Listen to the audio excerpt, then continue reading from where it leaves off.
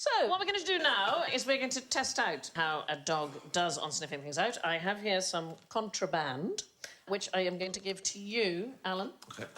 And what I would like you to do is put it in your pocket Put it in my... and go and hide in the audience. Go and hide in Croydon. So the audience have got special masks to put on. So if they could put those who've got masks could put them on. Oh, my God. So it's terrifying. Oh, I wish I could see it. That's awful. Terrifying. Yeah, because you've done it. Now, this is a very special episode of Jonathan Creek. I never thought I'd be involved in a live game of Where's Wally? OK, we now welcome, please, to the studio from the RAF Police, Corporal Sam, Robson, Rodriguez and Rex.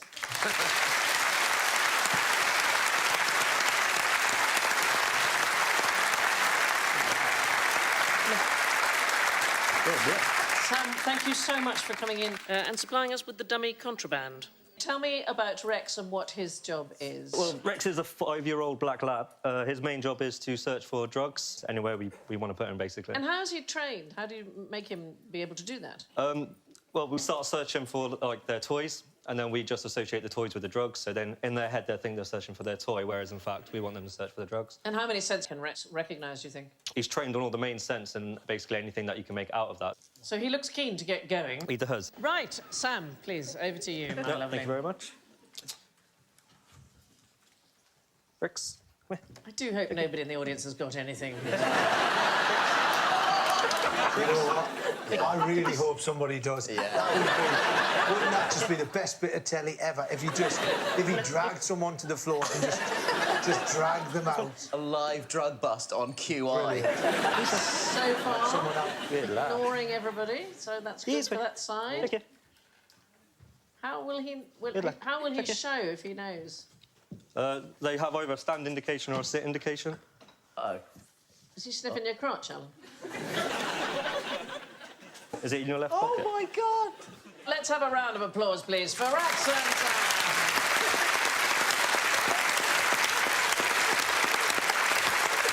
Sam and Rex, very good. Thank you very much.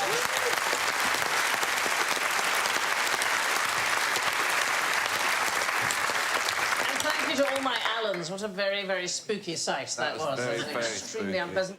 What does Puff the Magic Dragon have in common with Lucy in the Sky with Diamonds? Christmas. Lee. Are they both about drugs? They're not. A lot of people think they are, but neither is. Do you know Puff the Magic Dragon? Do you know the song? Puff the magic dragon. He lived by the sea. Lived by the sea. And he Wallowed in the land of Bronson Lee. Oh, very Puff the magic dragon. No, very good. That's excellent. Is that right? Yeah, that's right. That's the song, yeah. It's based on an Ogden Nash rhyme called the Really O Truly O Dragon, and it was a Cornell student, Leonard Lipton, and he gave it to his friend Peter Yarrow, who wrote the song.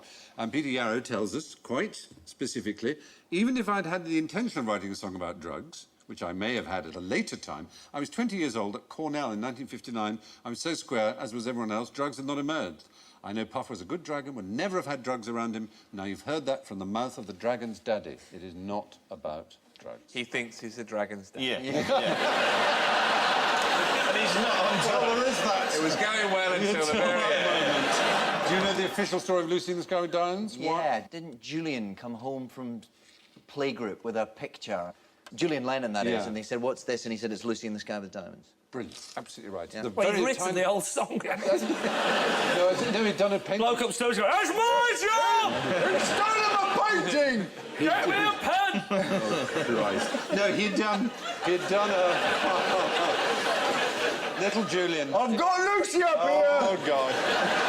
Little Julian had painted a picture of a girl surrounded by stars, and it was his friend Lucy in playgroup. And John said, "What's that, then?" And he said, "It's Lucy in the Sky with Diamonds." That was the older brother that spoke like that. We've been through that. And, Julian, what for yeah, according to interviews with Lennon and the other Beatles, they didn't notice that the initials spelled out LSD until after the record was released. Now, until 2008, it was legal to smoke what I'm talking about in Dutch coffee shops, but now they've changed the law. So what is it? Yes. Tobacco. He's clever. He's right.